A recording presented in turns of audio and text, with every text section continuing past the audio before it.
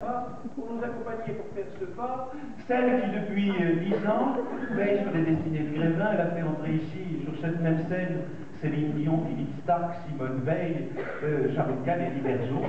Accueillons, si vous voulez bien, puisque chaque année Grévin accueille 4 nouvelles personnalités, celle qui est directeur général de cet établissement, Béatrice Devanier.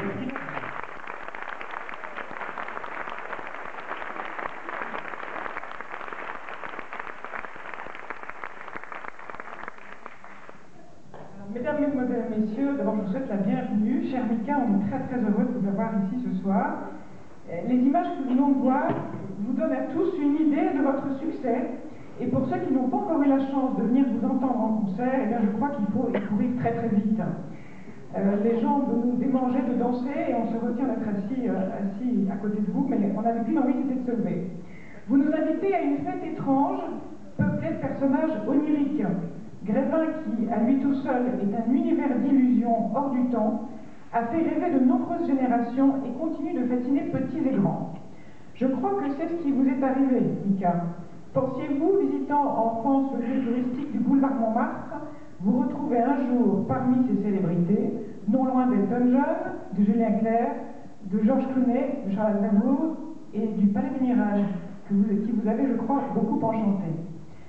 On va en savoir un petit peu plus sur vous, parce que je crois que tout le monde ne vous connaît pas très bien encore.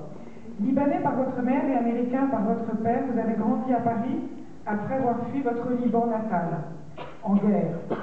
Et ensuite, vous avez rejoint l'Angleterre avec votre famille, une éducation classique, aux influences multiples, vous vous forgez une personnalité détonnante. Dès 12 ans, vous vous orientez vers le chant, une discipline salvatrice, et définitivement vers la musique en suivant les cours du Royal College of Music de Londres. C'est une ascension fulgurante en 4 ans de carrière.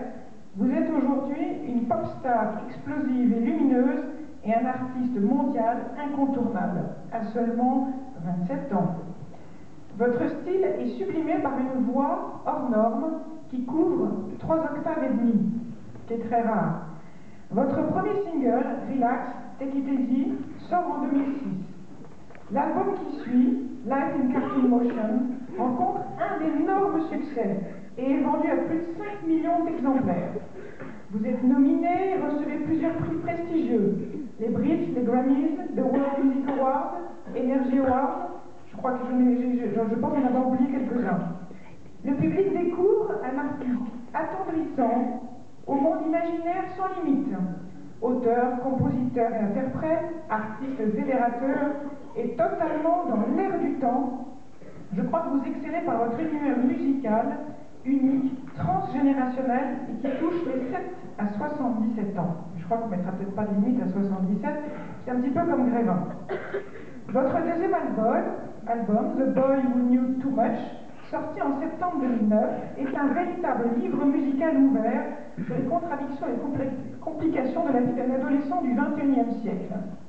Nuancé par des rythmes pop des années 80 ou encore des mélodies classiques, vous conservez une attitude extravagante et touchante. Le succès ne vous monte pas à la tête. Vous dites vous-même que ce qui vous rend heureux n'est pas de vendre beaucoup de disques, mais surtout d'en vendre en faisant la musique dont vous rêviez. Nous avons eu, à Grévin, la chance de vous applaudir en avril dernier à Bercy et découvrir ainsi combien votre assurance, votre énergie,